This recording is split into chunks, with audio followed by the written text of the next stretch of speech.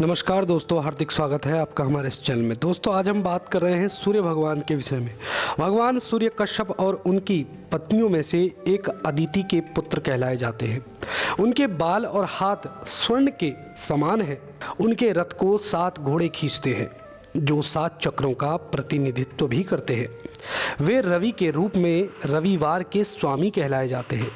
हिंदू धार्मिक साहित्य में सूर्य को विशेष रूप से भगवान का दृश्य रूप कहा गया है, जिसे कोई प्राणी हर दिन देख सकता है। सूर्य देवता का एक नाम सविता भी है।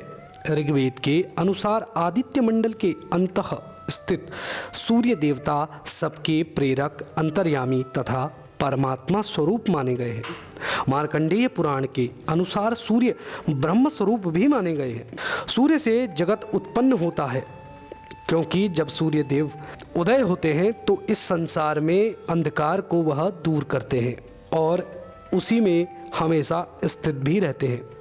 सूर्य सर्वभूत स्वरूप सनातन परमात्मा ही है। यही भगवान भास्कर, ब्रह्मा, विष्णु और रुद्र बनकर जगत का सृजन, पालन और संहार भी करते हैं। सूर्य नवग्रहों में सर्व प्रमुख देव माने गए हैं, इसलिए हमें सूर्य भगवान को अवश्य ही अर्घ देना चाहिए।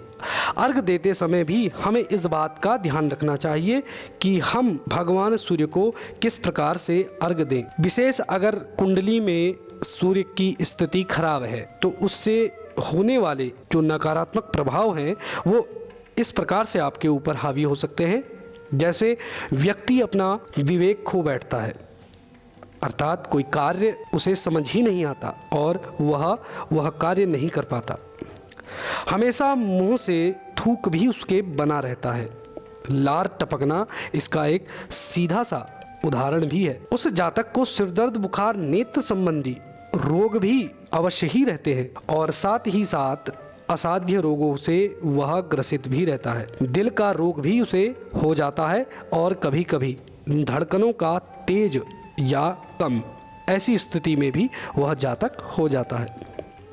इसीलिए सूर्य भगवान के लिए हमेशा हमें उपाय भी करने चाहिए। ऐसे में भगवान विष्णु की आराधना आप कर सकते हैं। ओम नमो भगवती नारायण मंत्र का एक माला लाल चंदन की माला से भी आप जाप कर सकते हैं। रविवार का व्रत रखना भी इसमें विशेष माना गया है। प्रत्येक कार्य का प्रारंभ आप अगर मीठा खाकर करें तो यह सूर्य की स्थिति को अच्छा बनाता है। और वहीं तांबा, गेहूं और गुड़ का दान भी आपको करना चाहिए और साथ ही साथ गायत्री मंत्र का जाप भी आपको अवश्य करना चाहिए।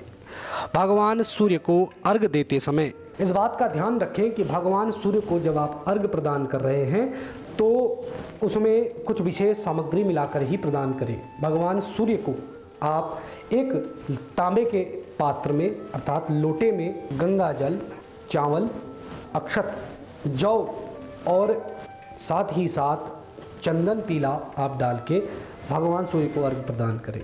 रविवार का दिन विशेष इसीलिए माना गया है। भगवान सूर्य को देखते हुए और जो सुबह की उनकी किरणें हैं उसको देखते हुए ही भगवान सूर्य को अर्घ प्रदान करें। गायत्री मंत्र का इसमें आप जाप कर सकते हैं और साथ ही साथ इस दिन गरीबों को कुछ न कुछ दान भी आपको करना चाहिए।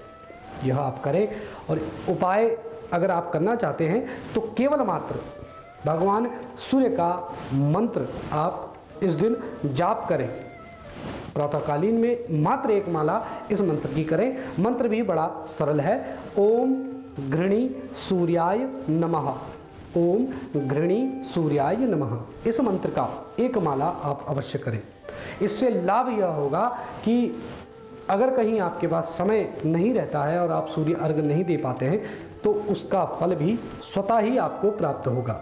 इसलिए कहा भी जाता है कि भगवान सूर्य को अर्घ तो देना ही देना चाहिए, त्रिकाल में भी देना चाहिए, सुबह, मध्याह्न में और सायंकालीन में जब सूर्य अस्त भी हो रहे हों। तो उस जातक को उसका तेज देखने को ही आपको मिलेगा और आप अपने अंदर उस तेज को देख पाएंगे, ऊर्जा को देख पाएंगे। इसलिए अवश्य आप यह करें, आपको लाभ होगा। साथ ही साथ भगवान सूर्य अर्थात आदित्य हृदय स्तोत्र का पाठ भी आप करें, इससे भी आपको लाभ होगा। मित्रों, आज के लिए बस इतना ही। धन्यवाद।